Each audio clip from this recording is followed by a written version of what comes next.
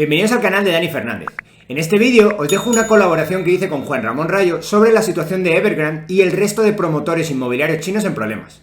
Además, tocamos temas como el más que probable default de una parte importante de este sector inmobiliario chino, el contagio interno al sistema financiero chino de estos posibles defaults, el contagio financiero externo al sistema financiero internacional y las probabilidades que tiene la economía china de readaptarse al shock que supondrá readaptar una parte importante de su estructura de capital que está actualmente dedicada al sector de bienes raíces. Y bueno, espero que os guste. Allá va. Hola a todos, buenas noches. Directo de urgencias, directo de última hora, porque, bueno, en las últimas 2 horas, al parecer, Evergrande habría entrado en default. Ya venimos hablando desde hace bastantes semanas, incluso bastantes meses, de este riesgo importante para la economía china y, por tanto, para la economía mundial. Y hoy, pues bueno, una consultora alemana que había invertido en fondos de Evergrande dice que no ha recibido el pago de los intereses después del periodo de gracia. Pero ni siquiera esto está del todo claro. Y para hablar de lo que puede haber sucedido y de si efectivamente es esto lo que ha sucedido, cuáles son sus consecuencias, pues hemos traído a Daniel Fernández, que ya lo tuvimos aquí en el canal hace unas semanas y nos explicó estupendamente qué sucedía con Evergrande y con el resto del sector promotor inmobiliario chino. Y bueno, pues justamente para hablar de esto y de qué puede pasar a partir de ahora, lo hemos traído. ¿Qué tal, Dani? ¿Qué tal, Juan Ramón? Gracias otra vez por invitarme y ya sabes, yo un placer estar aquí contigo. Nada, como siempre, encantado. Bueno, primero de todo, ¿qué es lo que ha pasado, no? Porque, como comentaba, existe algo de confusión. Parece que Evergrande ha entrado en default, pero tampoco está del todo claro si ha sido así. Entonces, bueno, ponnos un poco en contexto. Bueno, pues el contexto es Evergrande tenía que haber pagado, ya había fallado 3 cupones de sus bonos en el pago hace un poquito más de un mes. Pero tiene la capacidad de tener un periodo de gracia de 30 días para pagar esos intereses. Entonces, se habían pasado el periodo casi llegó a pasarse el periodo de 30 días en los 2 momentos anteriores, en los 2 pagos de intereses anteriores, los consiguió pagar, nadie sabe muy bien cómo. Ahora vamos a comentar que la mayor parte de iniciativas que está haciendo Evergrande para conseguir liquidez están fallando, casi todas. Pero a pesar de eso, y como digo, es casi es una sorpresa cómo pudo pagar los 2 cupones anteriores. Y ahora lo que ha pasado es que vencían hoy vencían el periodo de gracia de otros cupones y hay noticias un poco confusas ahora mismo. Esta consultora alemana que tú estabas haciendo referencia estaba diciendo que no había recibido ningún pago y que el periodo para hacerlo ya había terminado porque los mercados en el este, bueno, también en Europa ya también están cerrados. Ese es el comunicado. Y ahí dice que no ha recibido pago. Y si no ha recibido pago es un default ya oficial. Y de hecho están en el propio comunicado están diciendo que van a iniciar las acciones judiciales para que entre, pues para demandar a la compañía, para demandar a Evergrande. También hay algunas otras noticias. Perdón. No, bueno, básicamente lo que está diciendo este grupo alemán de MSA dice el grupo chino de Evergrande ha impagado hoy sus intereses a los inversores internacionales. De MSA había invertido por sí misma en estos bonos y no ha recibido el pago de los intereses a día de hoy, después de que terminara el periodo de gracia. Es decir, que ya no estamos ni siquiera ante, como bien decías, ante el primer default, ¿no? Pues que tiene una fecha oficial de pago, pero luego se le puede extender hasta un mes antes de entrar oficialmente en default. Y bueno, dice que DMSA está ahora preparando proceder a la bancarrota, ¿no? El procedimiento para instar a concurso de acreedores contra Evergrande y hace un llamamiento a todos los bonistas internacionales, entiendo, ¿no? Porque esto ahora lo hablaremos, que puede ser relevante, de Evergrande para unirse a la hora de instar este concurso de acreedores. Sí. También hay algunas otras noticias que están diciendo, sobre todo una firma, que es una firma de clearing internacional, está diciendo que se llama Clearstream, que ellos sí han recibido el pago. Por lo tanto, me parece que hay pues ahora mismo parece que no está tan claro si ha hecho o no ha terminado de hacer el default. Supongo que esto, pues supongo que lo vamos a saber mañana. Es interesante que este pago de cupones es el doble de cantidad, son 148 millones, del último pago que sí consiguió hacer Evergrande. Es decir, este era el mayor reto que tenía hasta ahora, es este. El reto, el año que viene le van a venir retos mucho más grandes, que es pagar el principal, entre otros, de uno de estos bonos. Entonces, parece que de momento tuvo 2 bolas de partido, consiguió salir de las 2 bolas de partido, y aquí hay información que un poco, pues, que no sabemos exactamente qué es cierto y qué no, de alguna consultora alemana que dice no me han pagado y una firma de clearing internacional que dice que sí les han pagado. Aclaremos que si no hubiesen pagado la consultora alemana, pero sea la otra empresa, igualmente estaría en default Evergrande porque habría dejado de pagar parte de sus bonos, ¿no? Y si no paga la totalidad, en este caso de los cupones que han vencido, pues está en default. Lo que pasa es que estaríamos hablando de default sobre los bonos extranjeros. Siempre, sí. Entonces, claro, aquí existe una diferencia importante porque, como bien explicaste en el anterior directo, la inmensa mayoría de acreedores de Evergrande están dentro de China, incluso ni siquiera son acreedores financieros, sino que son en parte la propia población china y los proveedores de Evergrande. Entonces, ¿qué implicaría si Evergrande entra en default, impaga sus bonos denominados en dólares?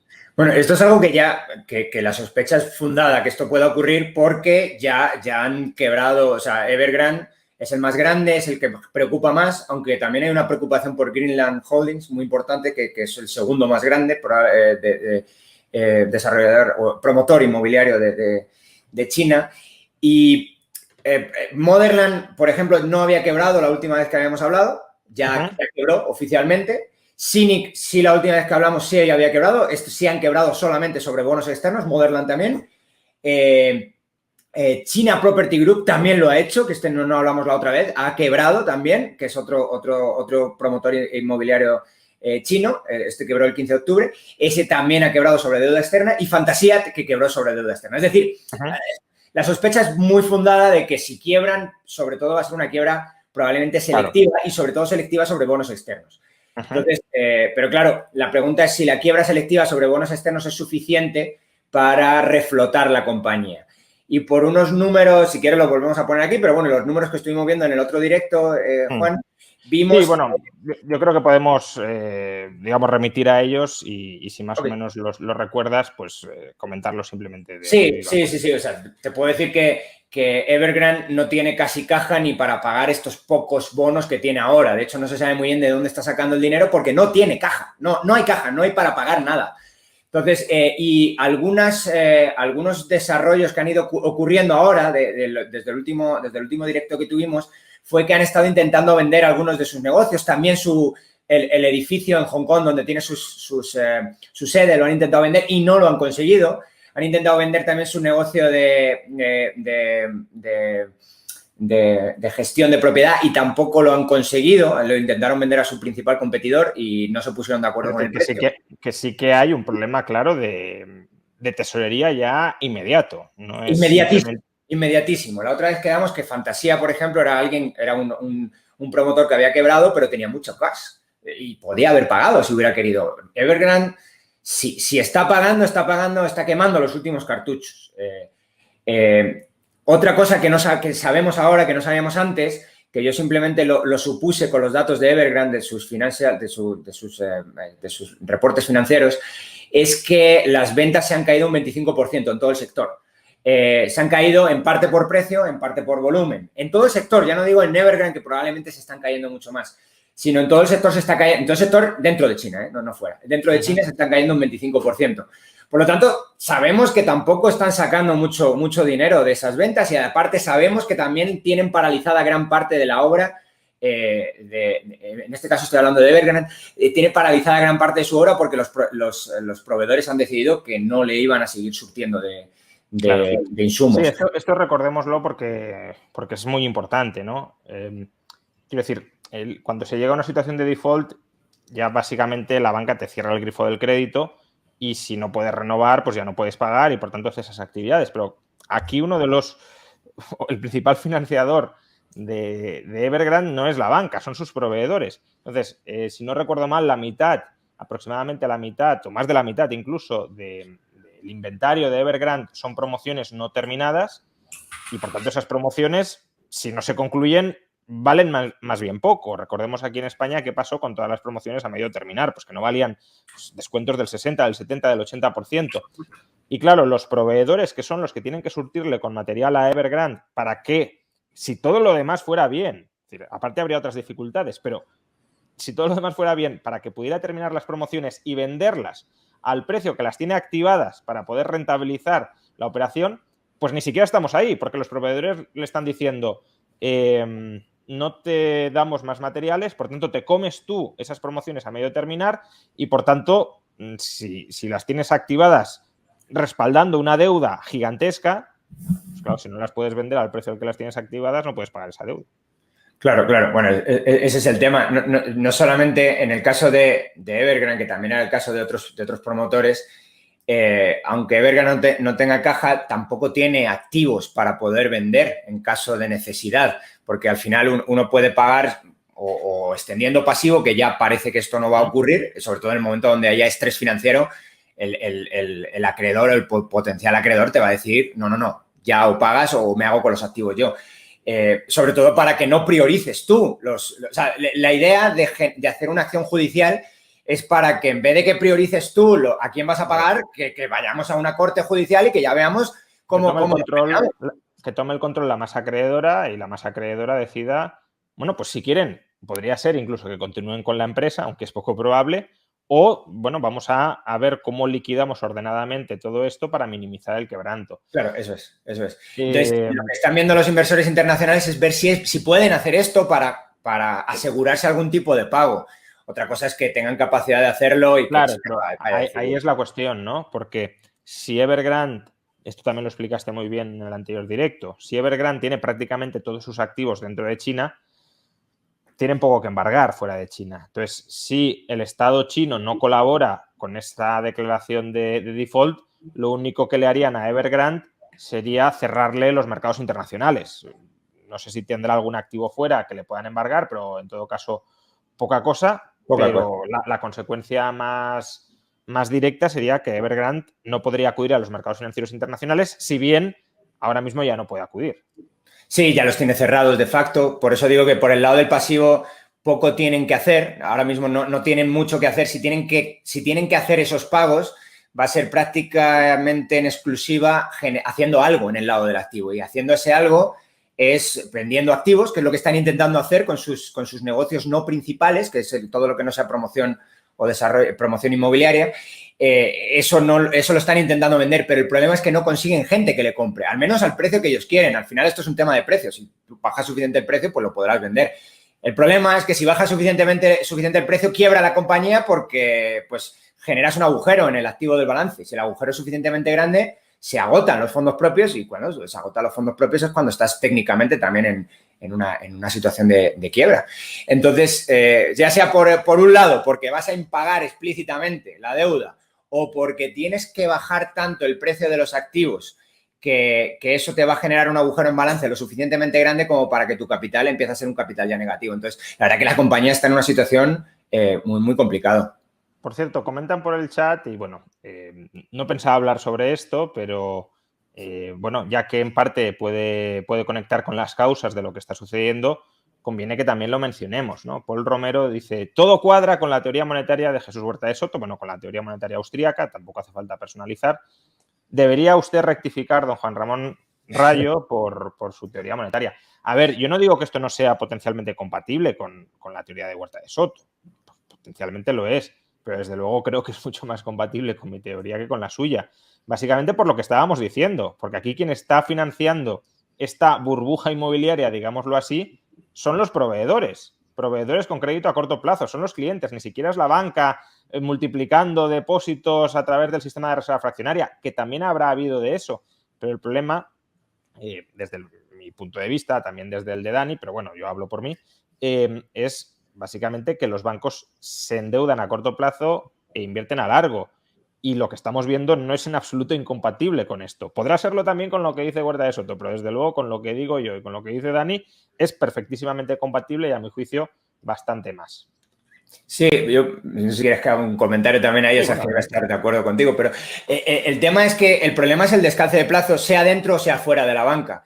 Es decir, el descalce de plazos provoca pues, un cortocircuito de información entre cuándo van a estar disponibles los recursos y cuándo alguien piensa estar o cuánto tiempo piensa estar utilizando esos recursos. Lo que usualmente decimos es que la generación de un banco central, sobre todo un banco central público o un banco central privado monopolista, tiene incentivos o genera incentivos dentro del sector bancario o del sector financiero que no son los mismos fuera del sector financiero. Curiosamente, en China lo que está ocurriendo, y ahí quizá hay que rascar un poco más porque me faltan detalles, pero en China lo que está ocurriendo es que ese descalce de plazos lo están haciendo los propios desarrolladores. Los propios desarrolladores están financiando a cortísimo plazo y están invirtiendo a largo plazo. Dicho de otra manera, esto sería una aplicación muy concreta de cómo el descalce de plazos estaría generando problemas en una economía incluso sin intervención de los bancos.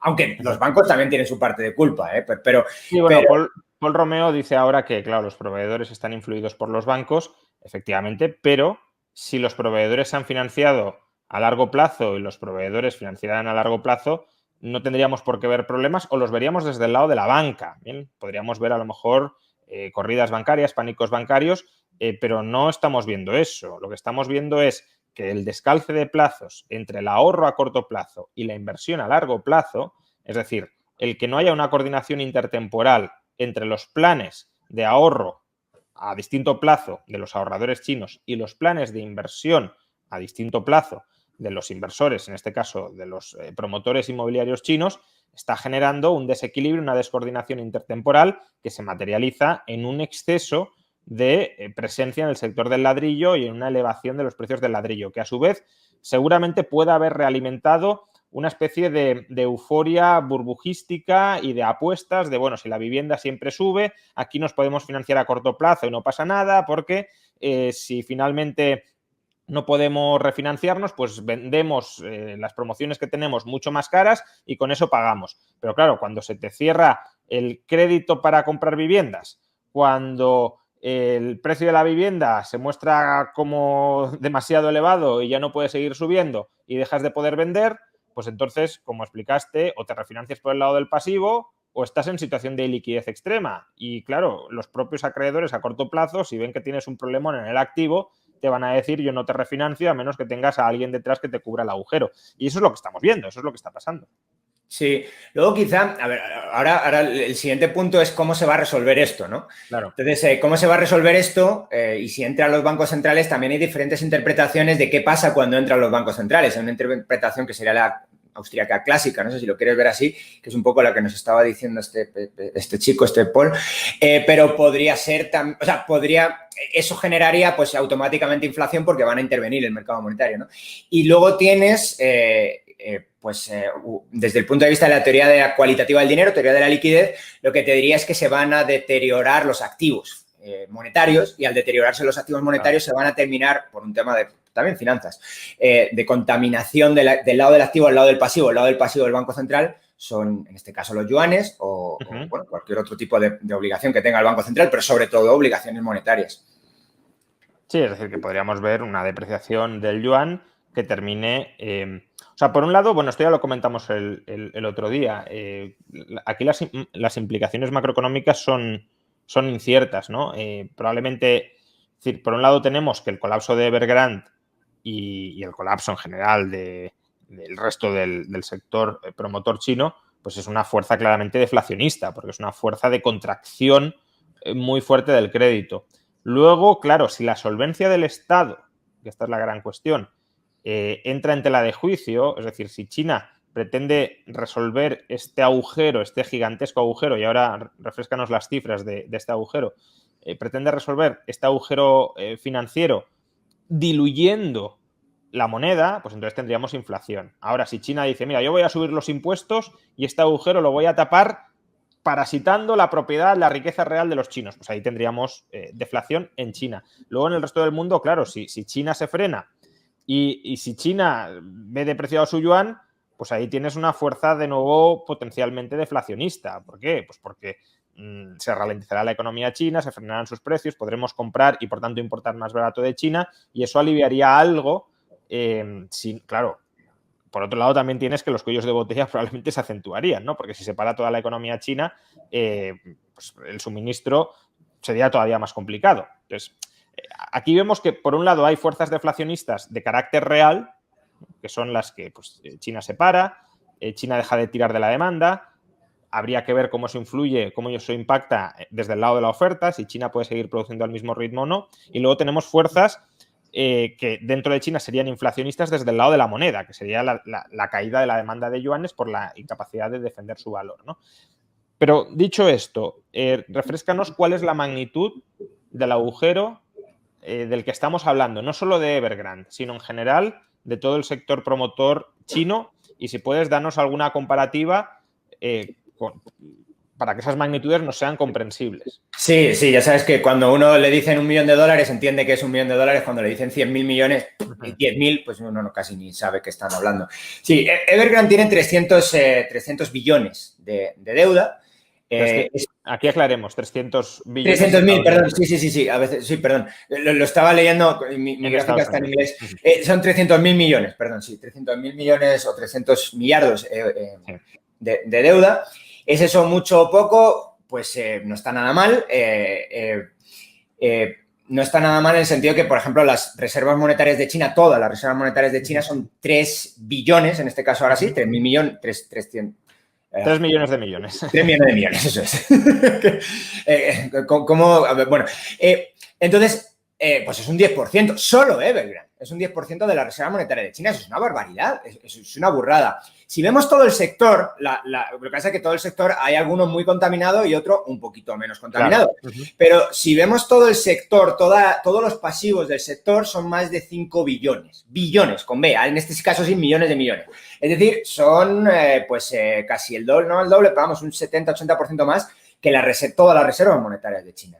Si lo vemos en términos de PIB, el sector financiero chino en completo, por completo son 50 billones, 52 billones, el PIB de China son 14, 15.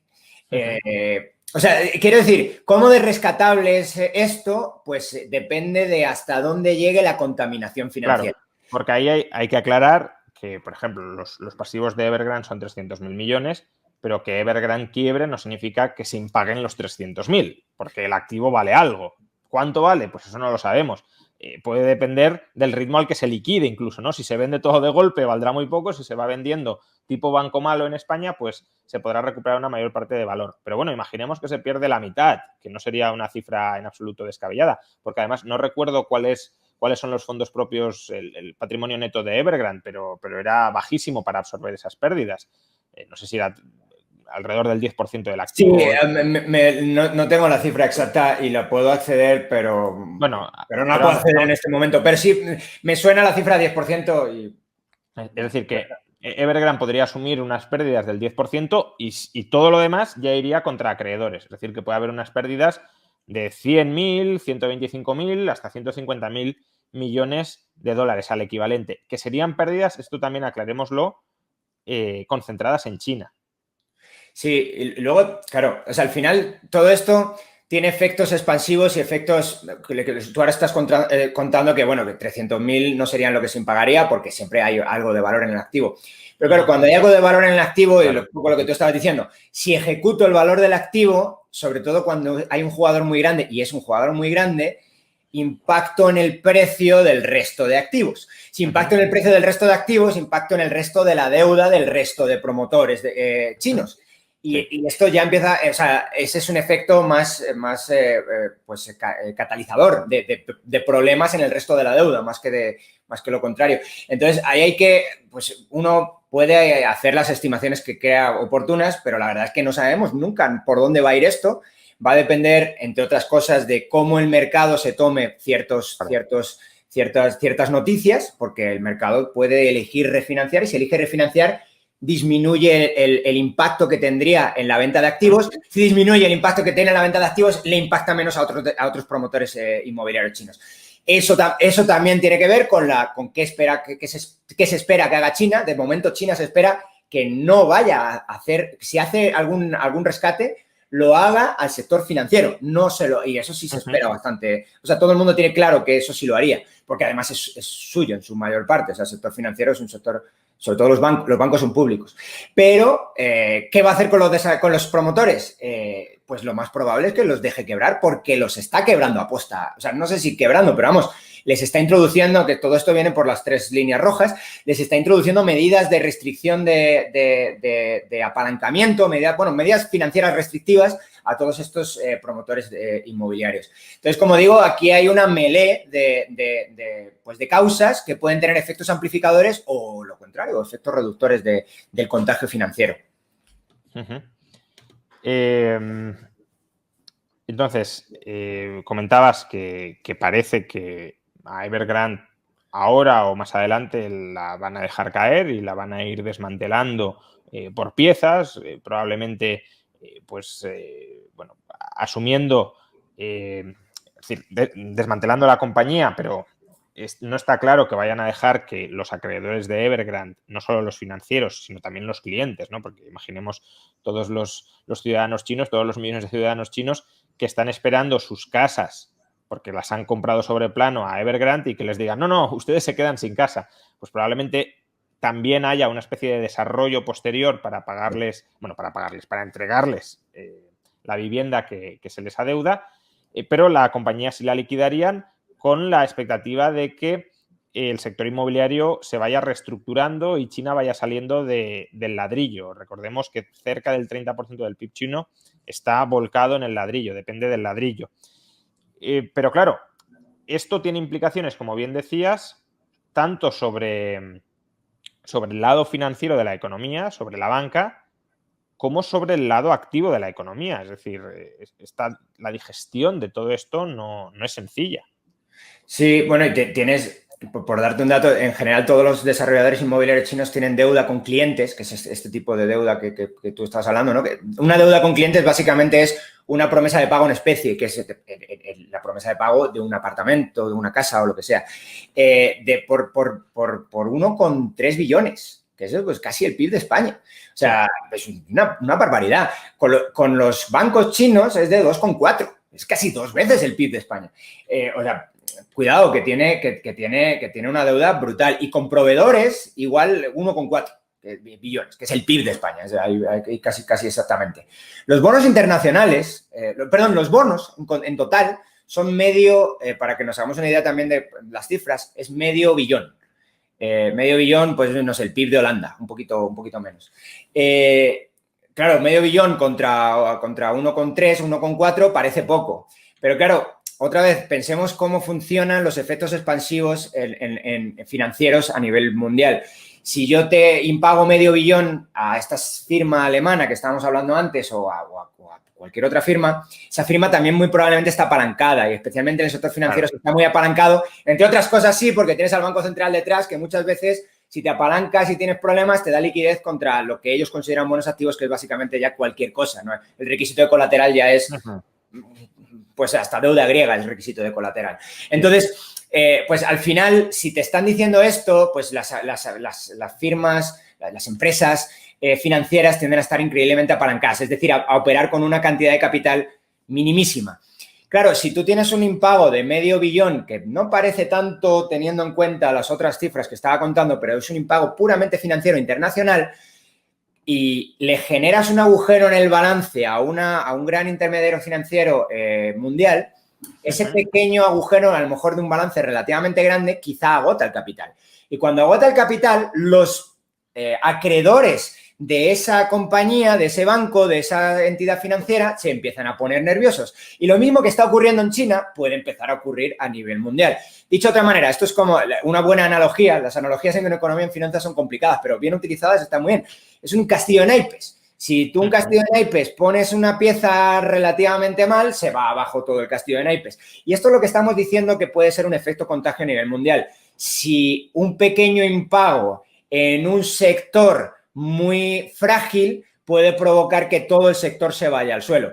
Y cuando todo el sector se va al suelo, encima si es el sector financiero muy vinculado al sistema de pagos, y hay alguna duda sobre cómo va a funcionar el sistema de pagos, y ahí la crisis puede irse de una crisis muy focalizada en un sector y dentro de un sector, dentro de un país, a ser una crisis financiera mundial de repercusiones muy graves. Lo que pasa es que ahí habría que ver, que eso es lo que no sabemos y lo que realmente no sabe nadie, porque ningún analista que yo haya leído al menos ha hecho un análisis verdaderamente cuantificando los flujos de interendeudamiento entre entidades.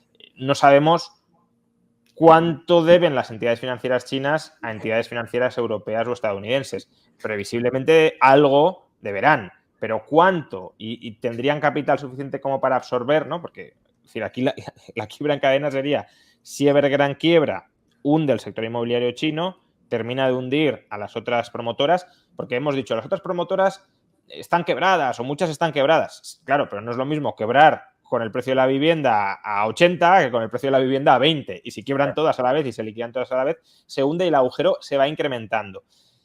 Ese agujero se traslada a la banca china, si tiene un agujero, lo trasladaría a la banca extranjera y la banca extranjera lo tendría que asumir contra su capital o trasladárselo a sus acreedores, que en última instancia son familias y empresas. Y ahí el eslabón que quizás se salve, si pasa todo esto, que todavía está por ver, porque no sabemos ni siquiera, recordémoslo, si realmente hoy ha impagado Evergrande o no, ahí el eslabón en el que confían los mercados, entiendo yo, y lo has dicho antes, es que el Estado chino recapitaliza sus bancos y, por tanto, no se traslade ese agujero al acreedor extranjero. Pero eso dependerá también de la magnitud del agujero de la banca china y de la capacidad y de la voluntad, aunque tengan capacidad de la voluntad, de socializar todas esas pérdidas dentro de China en lugar de compartir parte de ellas con los acreedores. Puedes hacer una crisis, o sea, una recapitalización a la islandesa, que es básicamente...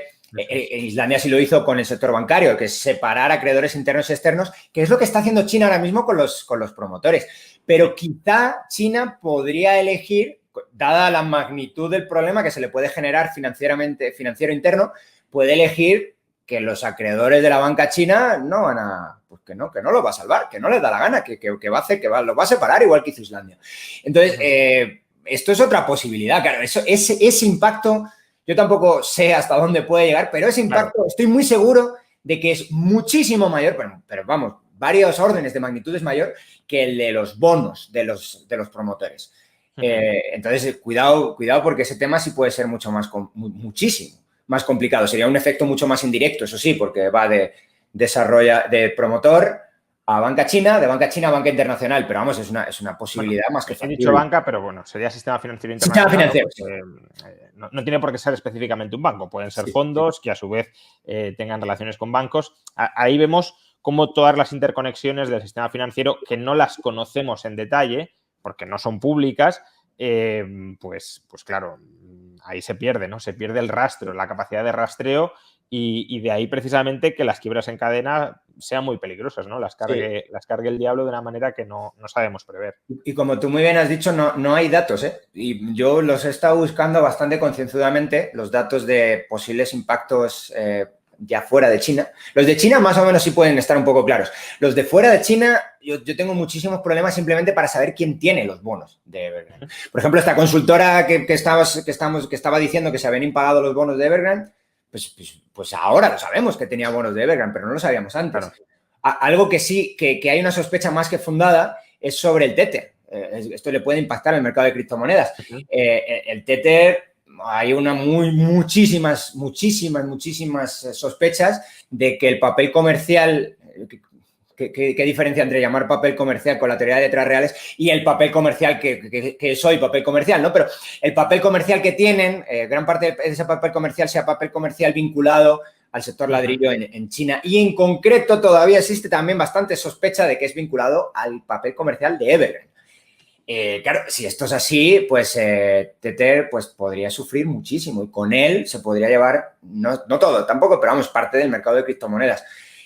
Pero otra vez no sabemos, porque también los desarrolladores de Tether lo tendrían muy fácil, que es enseñarnos a todos su balance, ¿no? Y nos han enseñado algo del balance. Nos han enseñado algo, sí, pero el grado de enseñado no vale para nada. De eso ya es distinto. Sí, no, o sea, yo es como si yo te digo, lo que han enseñado es decirte exactamente qué cantidad de papel comercial en qué moneda tienen. Claro. Y ya está. pero ¿de quién es? ¿Quién lo emite? Eso no nos lo han enseñado. Claro, algunos estáis diciendo que, estoy mirando las noticias para ver si se confirma o no se confirma, algunos estáis diciendo que Bloomberg confirma que se ha pagado. Yo por lo que estoy viendo, confirma que ha pagado 2 vencimientos de deuda, pero no exactamente el de DMSA. Si alguien tiene noticia de que específicamente el de DMSA, que es el que estamos hablando, que puede haber entrado en default, es el que la compañía públicamente ha denunciado que no ha recibido el cobro, pasadlo y por supuesto lo comentamos, ¿no? Aparte son 3 bonos, creo, si no estoy mal. Hoy tenía que pagar intereses de 3 bonos. Que de Entonces, 2 ha pagado de 2. parece que sí, pero la cuestión es el tercero y como ya hemos dicho, si no ha pagado los 3 está en default. También podría ser, como especulan algunos, que DMSA esté jugando a algún tipo de manipulación de mercado, ¿no? Tratando de vender, de judicializar el caso y de enviar basura al mercado para hacer caer a la bolsa. Pero bueno, realmente lo que tenemos es un comunicado oficial de un acreedor que dice que no ha cobrado. Si luego ha cobrado y lo ha engañado, pues ya tendrá que cumplir con sus responsabilidades por intentar manipular el mercado. En el caso de las cripto, por lo que estáis diciendo, estáis diciendo muchos que se están hundiendo. No sé, no estoy mirando las cotizaciones ahora mismo, pero hay que tener en cuenta, si es así, un doble efecto que puede tener sobre las cripto todo esto, ¿no? Bueno, se están hundiendo, está cayendo Bitcoin un 3%, algunos tenéis la piel muy, muy fina, pero a ver, aquí hay una doble derivada posible, ¿no? Por un lado estarían los efectos sobre Tether, de los que ya hemos hablado, y por otro está que, bueno, si hubiese en algún caso una fuga hacia la calidad, una demanda de liquidez excesiva por la incertidumbre, pues bueno, muy probablemente parte de lo que se liquidaría, porque pensad que las criptomonedas muchos holdeáis, pero hay muchos, de hecho la mayoría, que son manos débiles, es decir, que están ahí con posiciones a corto plazo tratando de revalorizar sus tenencias de criptomonedas para venderlas en cualquier momento. Entonces, si esas personas que no holdean pues las tienen que liquidar porque no pueden acceder a refinanciación y demás, pues eso provocaría caídas que, bueno, obviamente pueden ser transitorias. No estoy diciendo lo contrario, pero que no esperéis que si hay una crisis crediticia global las criptomonedas se van a revalorizar a corto plazo. No lo vais a ver. Lo que se va a revalorizar a corto plazo si hay una crisis financiera global es el dólar, no las criptomonedas o Bitcoin, que a veces también me criticáis por hablar de criptomonedas cuando hay que separar Bitcoin del resto de criptoactivos que son estafas, según comentáis algunos. Bueno, no entro ahora en ese debate, pero bueno. Quizá se puede comentar ahí que el movimiento natural de una depresión es a la deflación. El movimiento natural, al menos cuando tienes una economía en la que muchos medios de pago dependen del crédito. El movimiento natural de una depresión es la caída en el crédito. Entonces, si cae en el crédito, al menos, mira, incluso por teoría cuantitativa del dinero, que tampoco... Sí, también hay contracción de cantidad de dinero, está claro. Hay una contracción de cantidad de dinero, clarísimamente. Y luego tienes una huida hacia la liquidez, es decir, todo el mundo va hacia los activos. O sea, por la parte de demanda de dinero incrementa mucho porque la gente tiene miedo de estar invirtiendo, ya sea, bueno, pues a lo mejor... sabe Dios si las criptomonedas lo que están haciendo es recoger una demanda monetaria, o lo que están recogiendo es una demanda de inversión. O sea, pues sí, va a depender mucho de exactamente cuál es la naturaleza de esas criptomonedas. Lo que sabemos, porque hubo una publicación reciente del BIS, de un economista español, David Tercero Lucas, lo que sabemos es que la mayor parte de los inversores en criptomonedas o en Bitcoin, más en particular, son inversores a corto plazo, no holdean, ¿vale? Entonces, si hay una demanda de liquidez, pues va a haber liquidaciones muy probablemente Sí. y por tanto caídas al menos a corto plazo. Pero también pasa lo mismo con el oro, ¿eh? No esperéis que el oro, si al menos durante los primeros días o las primeras semanas, si hay una fuga hacia la liquidez, no esperéis que el oro se revalorice, porque además muchas compras de estos activos se realizan apalancadamente y si hay margin calls, pues liquidas a lo que haya, ¿no? No hay otra posibilidad. Pero volvamos a China. Hemos hablado de la parte financiera, pero nos queda la parte de la economía real, ¿no? Es decir, ¿qué puede implicar este hundimiento del sector inmobiliario chino, que supone, como hemos dicho, alrededor de un 30%? Bueno, este es el dato que tenemos hasta 2017. Realmente no sabemos cuánto es ahora, porque la última estimación de Rogoff, que es en la que nos estamos basando, Sí. es de 2017. Entonces, probablemente sea mayor incluso ahora mismo. Pero bueno, tomemos el 30%. Pues, ¿qué pasaría, no? Si la economía se para. Por cierto, algunos seguís enviando, pues, por ejemplo, Yahoo Finance de Evergrande pays delayed interest on the at least two bonds. Bueno, el problema es que sí, que parece que está claro que esos dos bonos los ha pagado, pero el tercero, que es el que denuncia que no ha cobrado, pues no hay información, ¿no? Bueno, ¿qué pasaría con la economía china? Porque, bueno, aquí ya también podemos meter teoría austríaca de, a ver, si tú tienes el 30% del PIB en ladrillo, eso no se reconstituye de la noche a la mañana. Sí, hay un programa de... La gente está un poco diciendo, bueno, se van a salvar estos promotores porque hay un programa chino bastante ambicioso, como el que también quiere o ya ha aprobado Estados Unidos, de construcción de infraestructuras. Entonces, bueno, otra vez, si vemos los datos de qué esperan hacer en los próximos 10 años y cuál es el tamaño del mercado ahora mismo de inmobiliario en China, nos damos cuenta de que aproximadamente va a ser el 10% de la cifra de negocio. Es decir, a lo mejor sobran el 90%. Nunca es tanto, porque siempre se va a quedar algo incluso en España, pues seguimos construyendo vivienda después de que construíamos 1 millón de viviendas al año en 2006. Es decir, algo se queda, pero imagínate que se queda, no sé, un tercio. Si se queda un tercio más el 10% que puede quedarse, porque esa reconstrucción no está, esa adaptación no es tan difícil de construir vivienda a construir infraestructura. No es exactamente lo mismo, pero no está, o sea, los activos son fácilmente reconvertibles. Si eso es así, pues se puede salvar un 10% más del sector, pero claro, eso significa que en el mejor de los casos te va a sobrar pues, el 60%. O sea, te va a sobrar o en la mitad del sector. Claro, cuando te sobra la mitad del sector de un sector que ocupa el 30% de la generación de valor en una economía, pues oye, es que te sobra un 15% del PIB. ¿Y dónde lo metes? ¿Y qué haces con ello? Pues, y este es el problema, ¿no? Puede ser austriaco o puede ser una crisis puramente microeconómica, vamos, como te diría un microeconomista, que es que hay una mala adecuación cualitativa de la oferta a la demanda. Y si hay una mala coordinación, lo que hay que hacer es intentar modificar los usos de ese equipo capital, que casi todo el mundo dice maquinaria, lo que sea, pero también capital humano. Entonces, todo eso conlleva, por un lado, inversión extra. Es decir, por un lado, conlleva necesidad de ahorro para rehacer, para hacer una inversión en términos de Lachman, si lo quiero ver así, hacer una inversión complementaria que modifique los usos del antiguo capital. Pero esto también tiene problemas extra, porque el antiguo capital, para readaptarse a los nuevos usos y hacer la inversión complementaria rentable, necesita, sí o sí, por necesidad, una bajada de precio. Y una bajada de precio, que es lo que esto ya me voy de la economía real ahora a la financiera, una bajada de precio conlleva un ajuste más duro financiero de los dueños del capital actual. Entonces, por un lado o por otro, lo que vamos a tener es problemas o sea, un daño que es inevitable y ese daño inevitable, ¿cuánto tiempo va a ser capaz de soportarlo la economía china dada la magnitud del problema que tiene ahora mismo? Entonces, yo veo una readaptación complicada como la que sufrió la economía española, que se estuvo readaptando, pues no sé, 6, 7, 8, 10 años.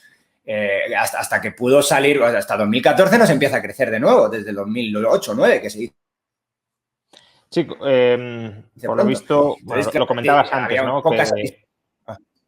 Que Clearstream parece que sí ha cobrado, que es uno de los acreedores de Evergrande, pero que ha cobrado pues vendiendo los jets privados de la compañía y poniendo como colateral la mansión del presidente de Evergrande. O sea que si eso es así, aunque haya conseguido pagar, tiene unos problemas de liquidez absolutamente extremos, ¿no? Es decir, ya para poner como garantía, bueno, habría que ver la información, no sé muy bien dónde tendrá esa mansión, porque claro, si pones como garantía una mansión en China y luego no te la pueden expropiar, pues tampoco es un colateral muy fiable, pero bueno.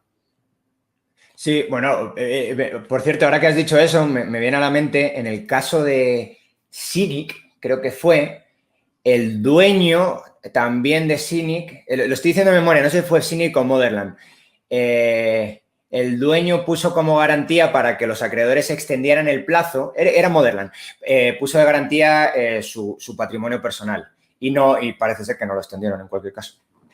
Claro, porque es que si lo tienes dentro de China, es que no puedes, ¿no? Esto aquí ya es un poco de teoría del Estado, ¿no? Es decir, tú puedes decir, yo tengo derecho a quitarte tu propiedad, tu mansión, porque la has puesto de garantía, pero si el sistema judicial chino te dice que nanay, pues es nanay, ¿no? China es soberana dentro dentro de su territorio y como tiene el ejército detrás, pues hace lo que le da la gana, tanto China como cualquier otro Estado. Sí, hay otro promotor inmobiliario chino que es muy famoso, que probablemente es el más famoso fuera de China, que es Greenland Holdings.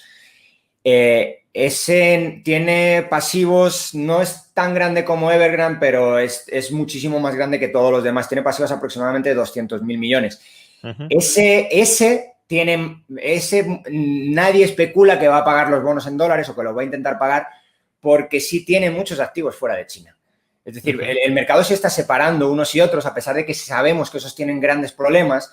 También sabemos que una parte sustancial de su negocio está fuera de China y que, por tanto, sus activos son embargables o son más fácilmente embargables que los activos chinos. Bueno, pues no sé si quieres añadir algo más, porque la información que tenemos hasta ahora es la que hemos comentado, es decir, parte de los bonos que vencían hoy sí se han pagado, pero DMSA, consultora alemana, dice que no ha cobrado y que, por tanto, que ya ha pasado el periodo de gracia de un mes y que Evergrande está oficialmente en default. Pues no sé si quieres añadir algo más, porque me parece que hasta mañana ya no vamos a saber realmente si Evergrande ha impagado, no ha impagado o qué ha sucedido. Sí, bueno, pues no sabe, o sea, si no ha impagado, el tema es que lo va a hacer en el cortísimo plazo, a no ser que encuentre una salida a algo que lleva intentando buscarle salida ya meses y no lo ha conseguido. Es decir, es un tema, quizás una bomba de tiempo, y si no ha explotado hoy, lo que va a hacer es explotar, y más si lo que me comentabas, que yo no lo había escuchado, ¿no? Pero que el dueño está poniendo como colateral su mansión. Pues, oye, es que esto es ya lo último. O sea, es que ya no hay más. Ya no hay más de dónde sacar, y ya, como os dije, y esto sí son cifras que sí las tengo yo muy claras, la caja que tenía Evergrande en junio, que por cierto, en junio los problemas no son los que tiene ahora, la caja que tenía era el 7% de su deuda de corto plazo. 7%. O sea, probablemente esa ya la ha quemado. Y lo que está quemando ahora son los últimos cartuchos. Entonces, sí, lo que nos queda por saber ahí es decir, ¿tiene caja para seguir pagando las deudas en China o no? Lo que pasa es que eso también es cierto que, como hemos comentado, gran parte de las deudas son promotores, los promotores no le venden, entonces ahí también hay un círculo vicioso de no puedo seguir construyendo, no te pago, ¿no? Pero que una cosa es la caja en dólares, que esa sí que parece que está ya absolutamente vaciada de todas, y luego la caja en yuanes. yo estaba hablando de caja en yuanes, ¿eh? Sí, claro, pero que tú dices 7% de caja total sobre pasivos, que esencialmente será caja en yuanes, porque la caja en dólares es cero, ¿no? Entonces, lo otro es 7% y, bueno, pues a lo mejor puede seguir pagando algunos meses más en yuanes, porque a lo mejor no se le ha agotado, pero la de dólares parece que está claro que ya no le queda nada. Sí, bueno, no le queda nada y tampoco le quedan yuanes para convertirlos a dólares y pagar. O sea, al fin y al cabo, sea claro, una cosa o otra. Sí, pero probablemente, aunque le queden yuanes, no los va a utilizar para eso. No los va a utilizar para eso, ¿no? Los va a priorizar porque ya está, aunque no esté oficialmente en default, sí está empezando a comportarse como una empresa en default y está empezando a decir, esto lo pago, esto no lo pago, esto es más urgente que lo otro. También supongo que el Partido Comunista le está diciendo haz esto o haz lo otro. Y por tanto ya está empezando a discriminar buenos y malos, bueno, buenos y malos no, acreedores que considere merecedores de pago o acreedores que no, ¿no? Entonces, bueno, ya digo, no creo que sepamos nada más a día de hoy.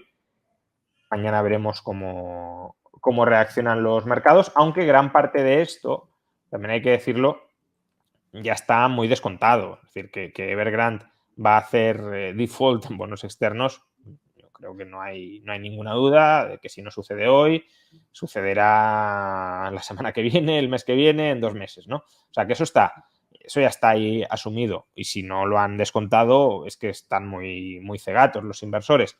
Lo que no está tan descontado es cuál va a ser el futuro de Evergrande y las implicaciones que va a tener, porque es que eso realmente no lo sabe nadie. Sí, bueno, no tengo mucho más que añadir ahí, sí. Muy bien, pues lo dejamos aquí. Hemos superado hoy ampliamente la cifra de 2.000 espectadores. Además, hablando de un tema bastante técnico, o sea que os agradezco mucho a todos que nos hayáis acompañado. Ojalá hayamos arrojado algo de luz sobre lo que está pasando y lo que puede llegar a ocurrir. Os recomiendo que visitéis el canal de Dani, lo tenéis en la descripción de este vídeo. Y nada, mañana volveremos a tener un directo sobre Bitcoin. Tendremos a Gael, autor del libro Bitcoin lo cambia todo. Y bueno, pues reflexionaremos sobre este tema. Y si sabemos algo más sobre Evergrande y sobre lo que puede pasar con Tether y lo que puede pasar con las criptodivisas o con Bitcoin y las cripto shitcoins, como las llaman muchos, pues también lo tendremos en cuenta y también lo comentaremos. Lo dicho, muchas gracias y hasta la próxima.